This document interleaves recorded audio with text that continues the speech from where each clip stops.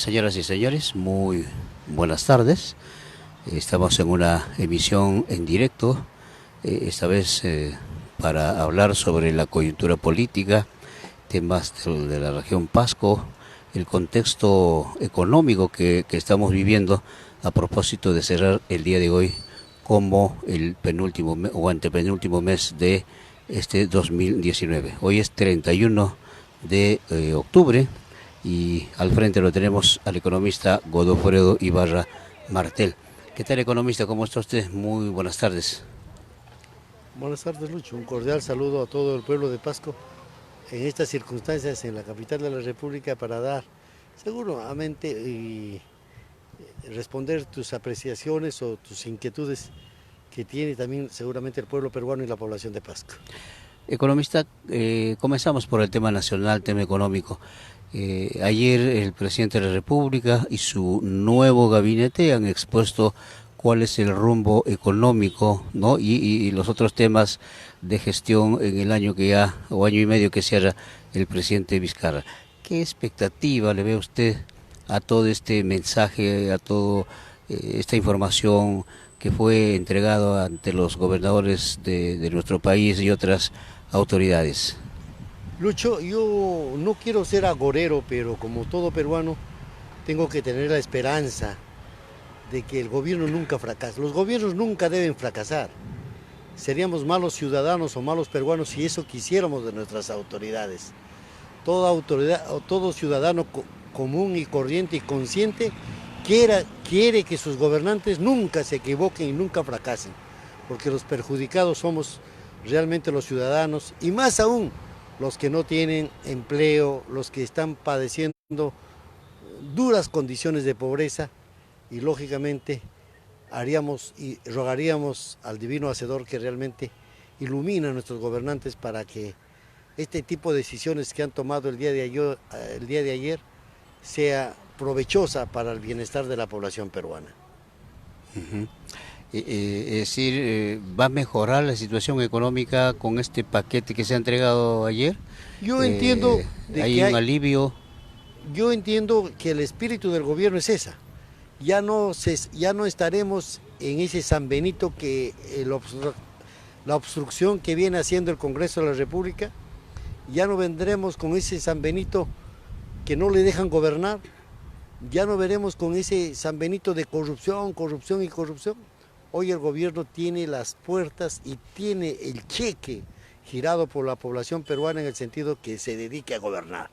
Necesitamos eso, Lucho. El país, los ciudadanos necesitamos trabajo, necesitamos inversión, necesitamos fuentes de empleo, necesitamos que nuestros recursos no se dilapiden y necesitamos que los ingresos que tenemos no se deprecien tan prontamente y que las cosas no suban, por ejemplo. Eso es lo que necesita el poblador común y corriente, claro, que sus hijos tengan una buena educación, que nuestros familiares cuando vayan a los hospitales tengan médicos y tengan medicinas y que estén atendiendo en condiciones humanas. Eso queremos de nuestro gobernante y cuando salimos a las calles no queremos que nos arrebaten nuestros celulares o nuestras modestas billeteras o nos roben algunos bienes que nos ha costado duro adquirirlos. Uh-huh. Claro, son términos generales, pero ¿qué rescata concretamente en el lado económico, por ejemplo, ¿no? Yo entiendo de que hay una intención, por eso te lo dije al inicio, no quisiera ser un agorero, pero esperamos de que estas medidas que se están tomando en todos los campos a través de estos decretos de urgencia, de reactivar la economía a través de la inversión pública, de haber hecho caso a la Contraloría General de la República, de que todas las obras paralizadas deben reiniciarse y deben culminarse, es una muy buena medida. En segundo lugar, no podemos desmerecer, por ejemplo, que se tenga ánimo, como ha habido, pero hay una duda, ¿no? Lo que ha pasado, por ejemplo, con tía María. Escuchamos en horas de la mañana que un tribunal del Ministerio de Energía y Minas dice que el proyecto tía María va, y a las pocas horas el primer ministro dice que no va a meter y no va a presionar para que este proyecto se implemente. Dejemos este tipo de griterío, de reclamos sin sentido, sin tener realmente consigo la razón. Debe imponerse el criterio de conciencia, el bienestar del país. Yo sé que Tía María es un proyecto emblemático, pero bastante conflictivo.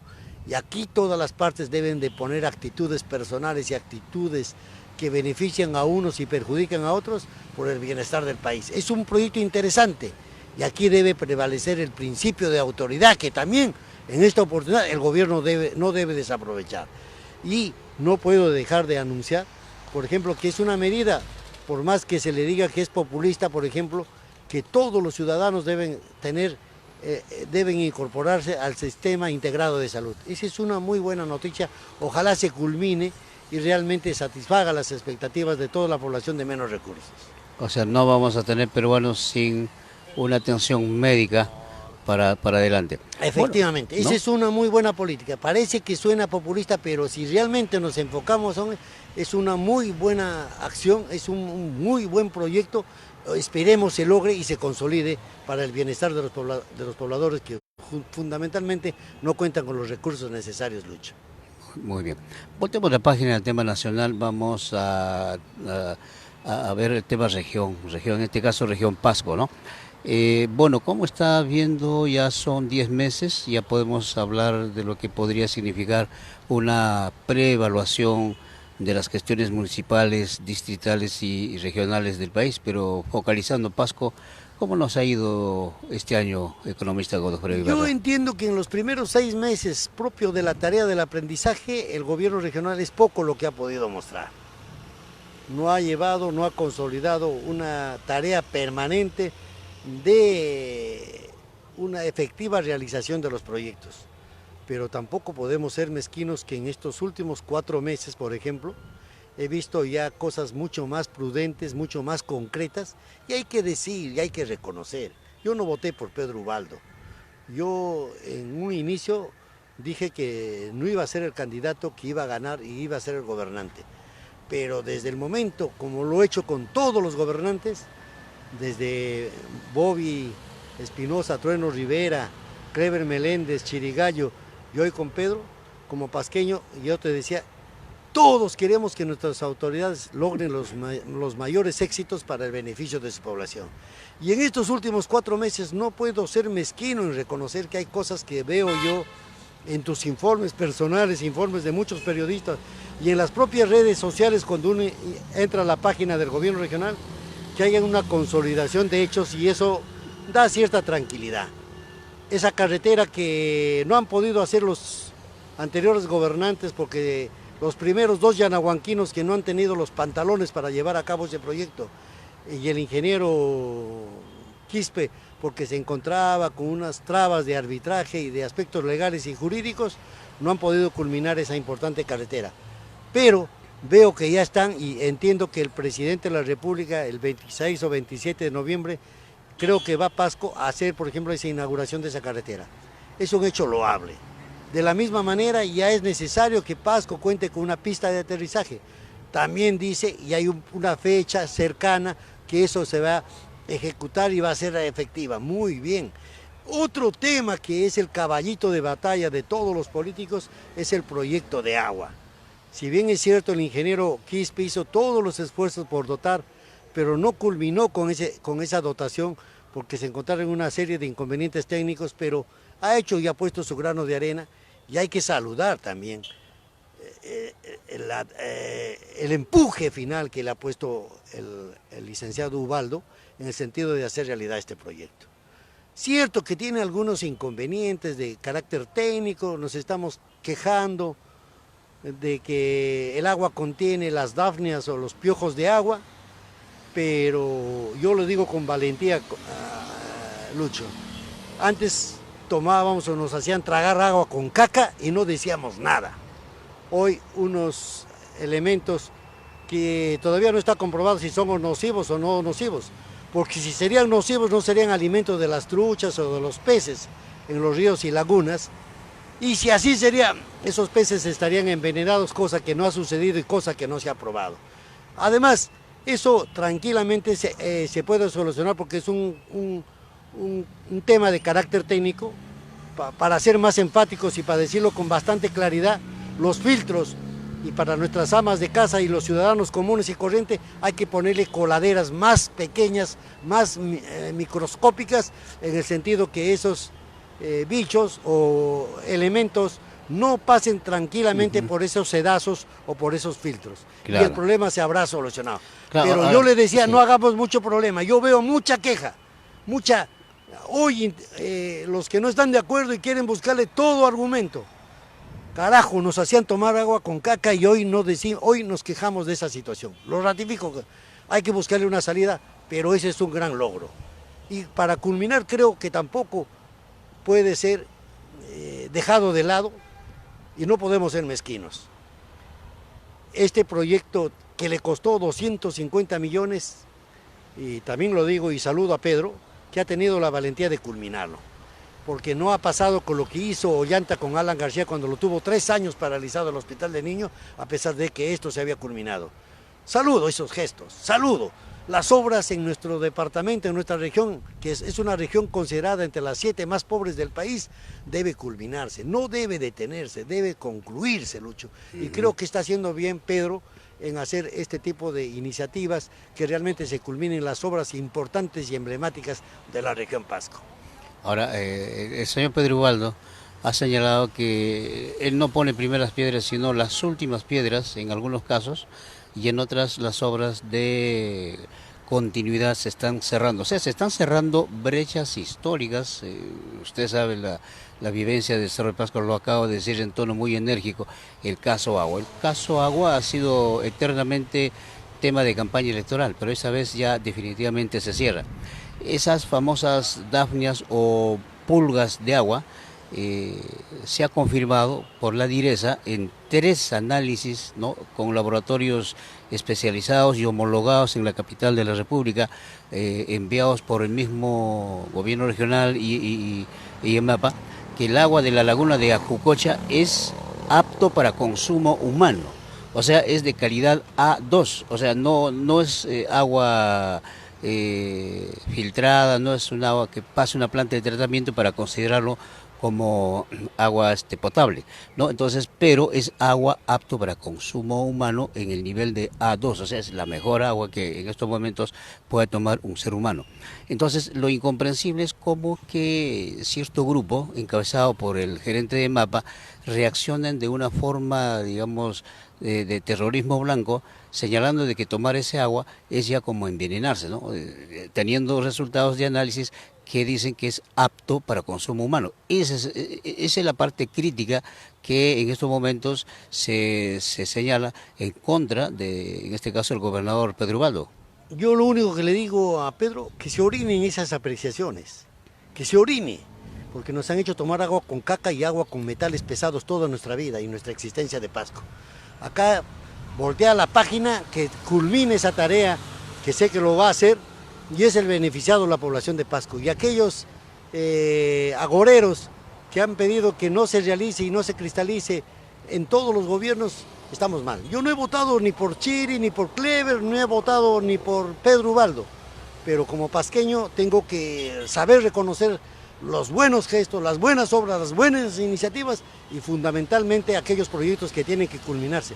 Yo soy y tú lo conoces, Lucho, y la mayoría de la población pasqueña sabe que yo soy un hombre permanente, asiduo de las redes sociales. Y veo la página del gobierno regional, veo muchos otros proyectos, me alegra, ¿cómo no me puede alegrar cuando ya se esté ejecutando esta carretera, por ejemplo, de Yanacancha a La Quinua? ¿Cómo no me puede alegrar si por la carretera central hacemos un espacio de media hora para llegar a La Quinua y esto se acorta en una tercera parte y lo haríamos en 10 minutos de cero a La Quinua? Mire usted, esa es una gran novedad. Así como veo que hay gestión, reuniones con los ministros, como te digo, yo soy permanente, asiduo a las redes sociales y estoy permanentemente informado a través de ti, de Javier, de Marino y de muchos otros periodistas que le hacen seguimiento a estos proyectos. De la misma manera, todas las obras que se viene haciendo y viene ejecutando en Oxapampa. He dicho que en los primeros 6 meses no he visto resultados concretos y palmarios de lo que realmente está haciendo el licenciado Ubaldo, pero en esta segunda tengo que reconocer, nos acercamos al primer año y creo que ya comienza con bastante positivismo y realización importantes proyectos que realmente alegran a todos los pasqueños. Ahora, frente a esta gran verdad, ¿no?, de obras que ya se van cerrando como brechas históricas, el infundio, la calumnia, la difamación a mansalva que se hace contra Pedro, obviamente no mella su imagen, sino más bien quienes lo dicen pierden toda credibilidad y se ponen al lado de cualquier charlatán, ¿no? Sin el ánimo de ofenderlo, pero terminan siendo simplemente charlatanes de la noticia porque al final de cuentas se revierte con los resultados, ¿no? O sea, estamos hablando de cosas tangibles frente a solamente dichos o insultos que en cierto tiempo o en ciertas formas de comunicación se ha caracterizado, ¿no?, esa forma de actuar, pero esta vez se ha hecho con mayor énfasis.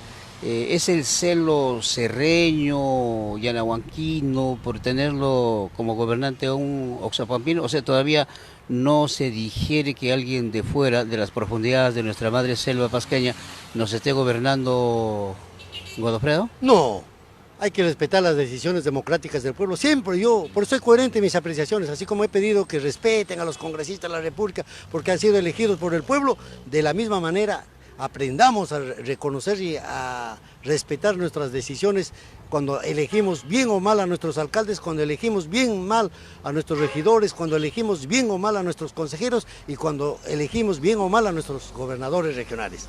Yo veo cierta mezquindad y más cuando hay un charlatán que aprovecha de un micrófono, de un medio, de una red social para soltar una serie de infundios y de calumnias que lo único que hacen es trastocar y bajar el nivel profesional.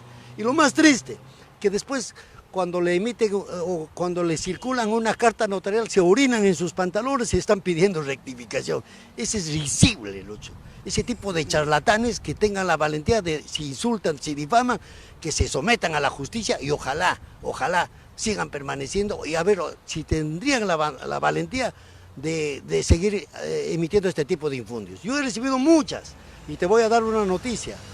Justamente a mí me dijeron ladrón, me dijeron corrupto y cuando yo me sometí a la justicia por 13 instancias, cuando fui gerente de una empresa regional, he ganado las 13 instancias, Lucho.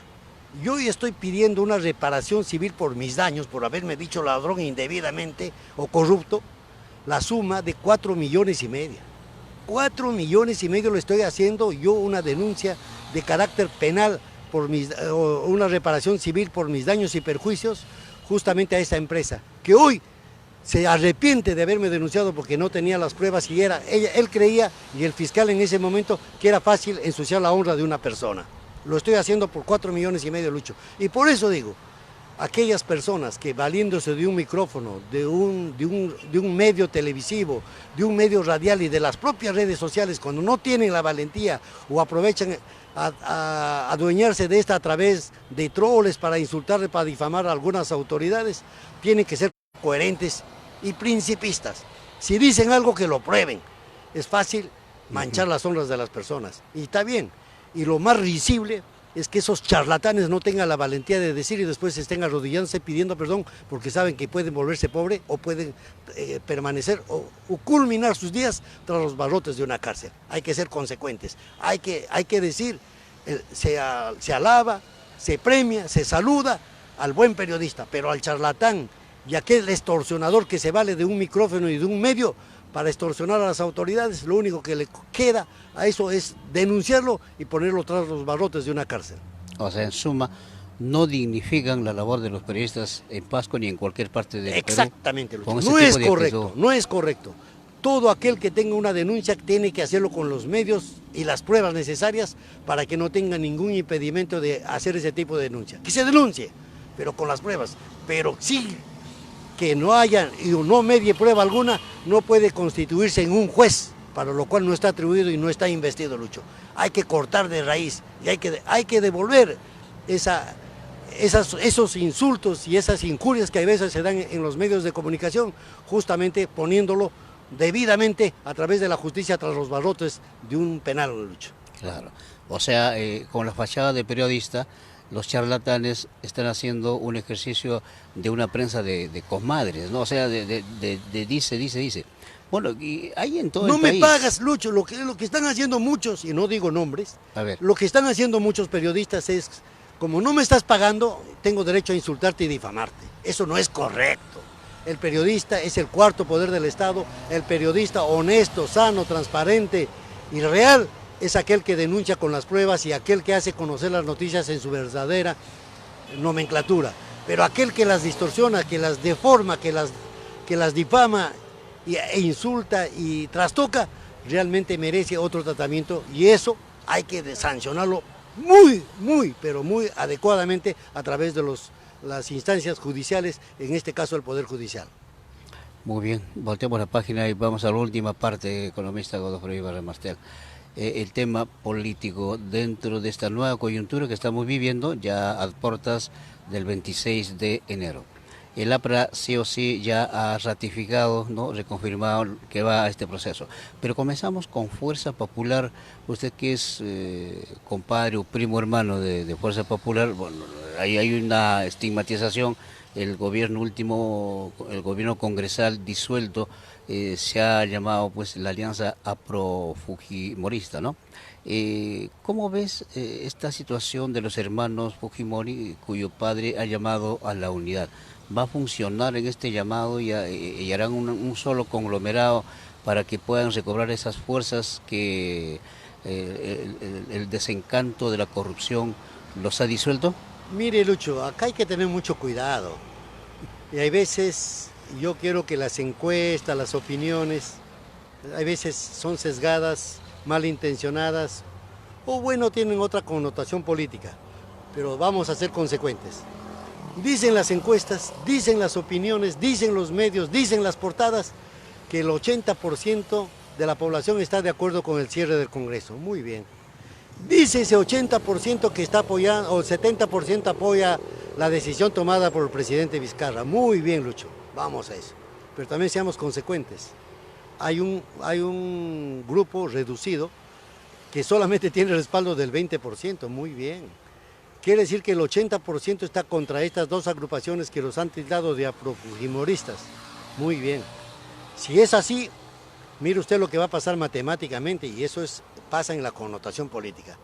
De las 24 agrupaciones que van a participar en este proceso electoral, el 80% están metidas 22 agrupaciones y el 20% solamente 2.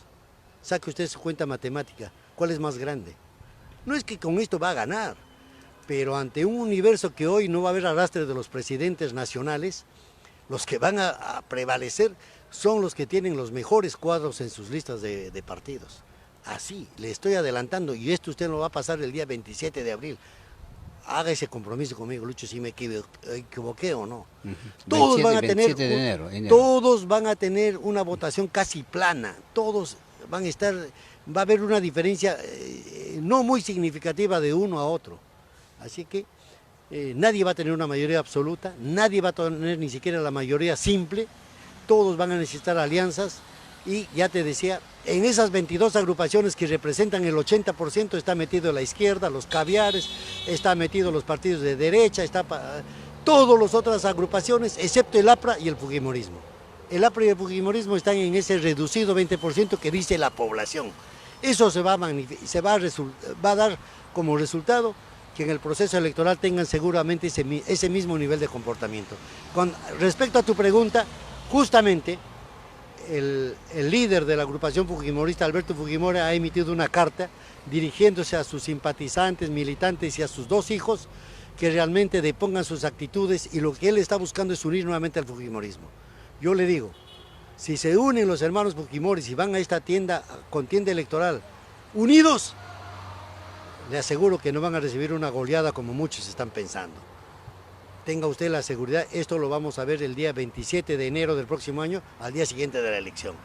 Igual, muchos dicen que el APRA desaparecerá. Mire usted las últimas encuestas. Todos están parejos, tienen todos 3 y el APRA dice 2. El APRA tiene más de 300.000 militantes, Lucho. Y ahora han tomado la decisión de que en Lima encabece la lista Mauricio Mulder. Mauricio ha sido el personaje, el ciudadano, el militante del partido que ha tenido la votación mucho más alta, a pesar de no haber encabezado en un primer instante la lista. Por eso, hoy se le da la responsabilidad, así como nos echan la culpa que el APRA malogró, que lo va a desaparecer, Mauricio tiene la obligación moral en Lima de hacer de que el APRA esté vigente y esté latente. Y eso se le está dando la respuesta con el número 1, por ejemplo, en la capital de la República. Bueno, ese es en Lima, ¿no? Y ahora en provincias, caso Pasco, por ejemplo, ¿cuál es el nivel de aceptación que lograría tener el APRA? Seguramente vamos a tener, mire usted, que no se olvide que en los últimos 25 años no hemos tenido congresistas en la República.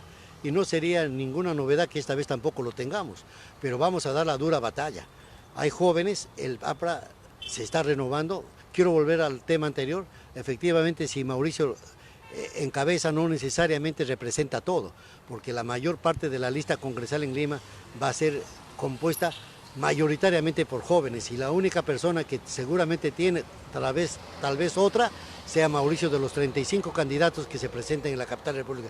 Y en el caso de Pasco, para no apartarme, tenemos al joven Melitón Rosas, conocemos a Anita Zavalla, y hay una compañera González en Oxapampa, una lideresa bastante joven. Los tres están menores de 40 años y tranquilamente tendrán que mostrar esa cara de renovación que necesita el Partido del Pueblo en todo el país. Ahora, hay un grupo dentro del mismo Partido Aprista en Pasco que lo están voceando a Carlos Huertas, los afines a Mauricio Mulder.